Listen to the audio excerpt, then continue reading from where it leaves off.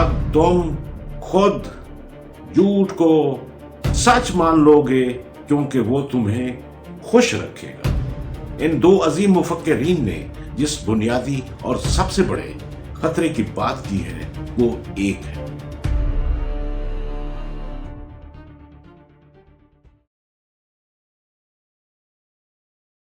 अस्सलाम वालेकुम नाजरीन, 2025 का आखिरी महीना, 19 दिसंबर की ये सर्द रात, लेकिन इंतहाई गरम, हॉट, रेलेवेंट टॉपिक हम अपने नाजरीन से शेयर करेंगे और ये देखेंगे कि क्या 20वीं सदी के इब्तदाई टेक्नोलॉजी के नाक़दीन, जो कि उस वक्त के नॉवलिस्ट, पोएट भी थे, ऑथर थे, एजुकेटर थे।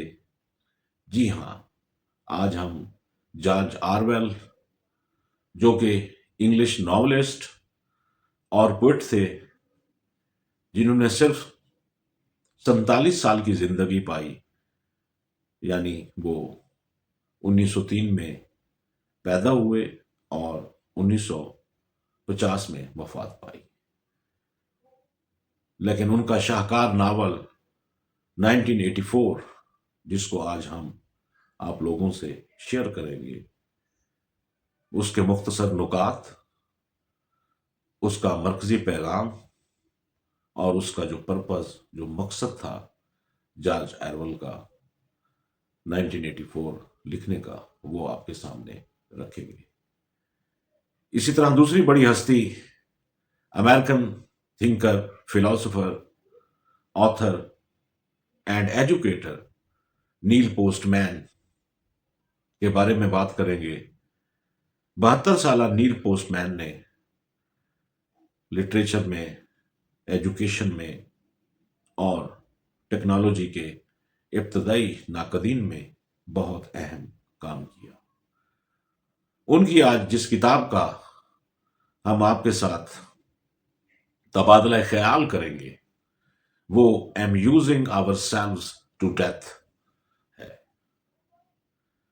इन दो अजीम मुफक्किरीन ने मुख्तलिफ अदवार में लिखा, लेकिन दिलचस्प बात यह है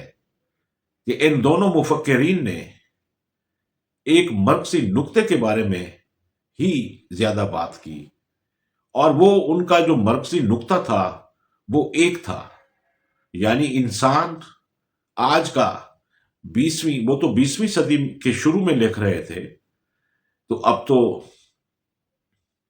21st सेंचुरी में हम बैठे हैं। तो देखते हैं कि उन अजीम मुफक्किरीन ने जो बातें की 20वीं सदी के शुरू में, वो आज हमारी जिंदगी में किस हद तक रेलिवेंट हैं और किस हद तक वो असर अंदाज हो सकती है हमारी जिंदगियों में, उसका भी हम जायजा लेंगे। दोनों अजीम मुफक्किरीन का मरकजी नुक्ता एक था, और वो एक नुक्ता ये था कि आज का इंसान अपनी आजादी और सच्चाई दोनों को, इन दोनों चीजों को वो खुद अपने हाथों से, अपने ही हाथों से खो रहा है। यहां मुझे अपने मुर्शिद अहमद जावेद साहब की बात याद आ रही है कि जब वो टेक्नोलॉजी पर तनकीद करते हैं तो वो एक लफ्ज, एक टर्म, बल्कि एक इस्तिलाह, बड़ी जामे इस्तिलाह बताते हैं कि अब इरा ऑफ डिह्यूमनाइजेशन शुरू हो चुका है। तो हम बात कर रहे थे जॉर्ज ऑरवेल के मशहूर नावल 1984 का और नील पोस्टमैन की किताब,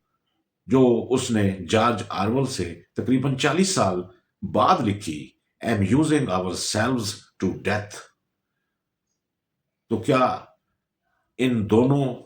उस जॉर्ज ऑरवेल के नावल का और इसी तरह नील पोस्टमैन की किताब का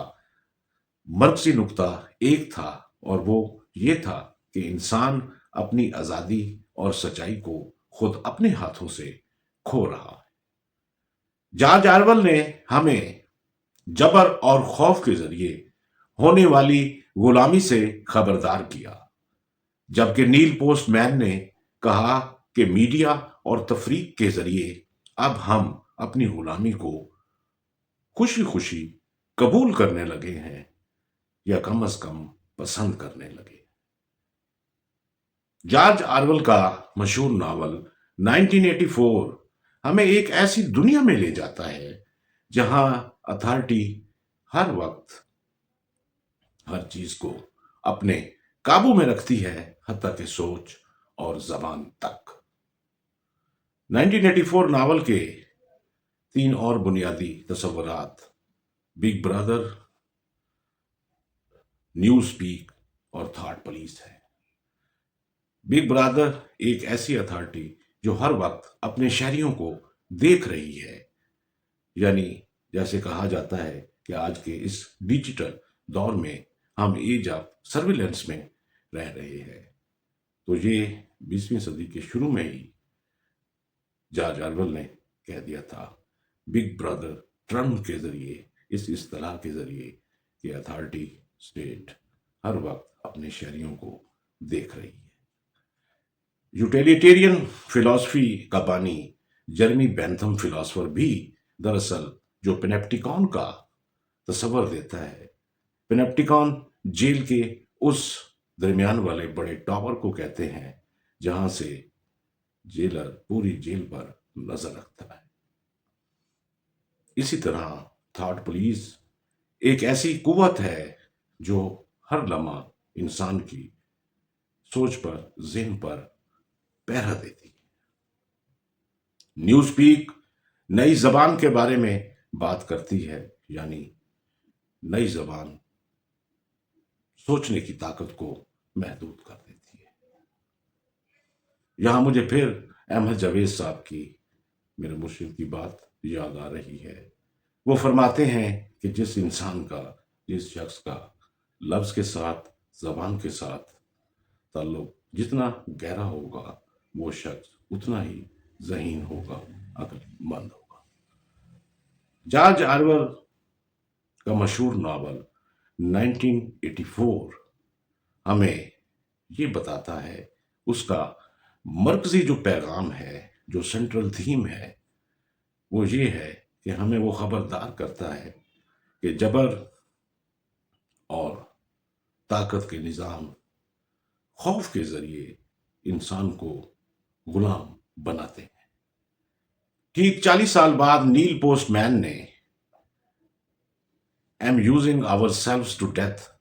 کتاب لکھی، جس میں وہ کہتا ہے کہ اب انسان پر کوئی جبر نہیں ہے، انسان پر کوئی زبردستی نہیں ہے، بلکہ وہ اپنی ہنسی خوشی سے اپنی غلامی کو قبول کر رہا ہے، اسے پسند کرنے لگا ہے، یعنی اب وہ خود اپنی فکری موت مر رہا ہے۔ اس کتاب میں نیل پوسٹ مین یہ بھی کہتا ہے کہ اب میڈیا صرف معلومات نہیں دیتا، بلکہ سوچنے کا انداز بدل دیتا ہے، سوچنے کا انداز بدل دیتا ہے۔ اسی طرح نیل پوسٹ مین اس کتاب میں ہمیں یہ بھی بتاتا ہے، جو اس کا مرکزی پیغام ہے، وہ یہ ہے کہ اب ہم ہنسی خوشی اپنی غلامی کو پسند کر رہے ہیں، اور تفریح کے ذریعے اپنے آپ کو تباہ کر رہے ہیں، برباد کر رہے ہیں۔ اب ظلم یا جبر کے نظام ہمیں تباہ نہیں کر رہے، ہم پر ظلم نہیں ڈھا رہے، بلکہ ہم خود اپنے آپ پر ظلم ڈھا رہے ہیں۔ تفریح کے ذریعے ہم تفریح کے غلام بنے ہوئے ہیں، اور یہی تفریح کے ذریعے ہم اپنی تہذیب کو خوشی خوشی مار رہے ہیں، یعنی ہم اپنی سویلائزیشن کو بھی کہکے لگاتے ہوئے، آہ آہ کرتے ہوئے کل کر رہے ہیں۔ دونوں عظیم مفکرین نے سب سے بڑے خطرے کی جو بات کی ہے، جارج آرول نے 1984 میں اور نیل پوسٹ مین نے amusing ourselves to death میں، ان دو عظیم مفکرین نے جس بنیادی اور سب سے بڑے خطرے کی بات کی ہے وہ ایک ہے، یعنی انسان اپنی فکری موت مار رہا ہے، یعنی انسان اب تفریح کے ذریعے، اب امیوزمنٹ کے نام پر اپنے آپ کو تباہ کر رہا ہے۔ نیل بوسٹ مین کہتا ہے کہ اب تعلیم ہو، سیاست ہو یا مذہب، سب شوز بن چکے ہیں۔ اب میڈیا، سوشل میڈیا نے ہر چیز کو تفریح میں بدل دیا ہے۔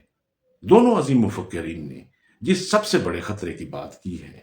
وہ یہ ہے کہ انسان کا فکری زوال شروع ہو چکا ہے، کہ جس طرح میرے مرشد احمد جاوید صاحب فرماتے ہیں کہ ایرا آف ڈیو ہیومنائزیشن شروع ہو چکا ہے۔